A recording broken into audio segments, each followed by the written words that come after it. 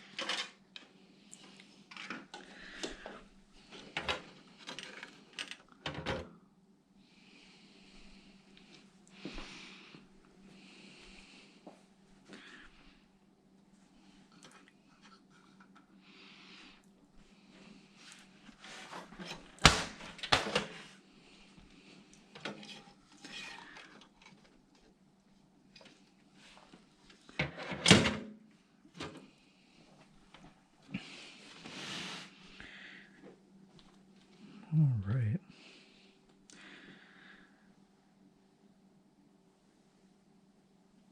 Well, that's probably all I can do for now anyway.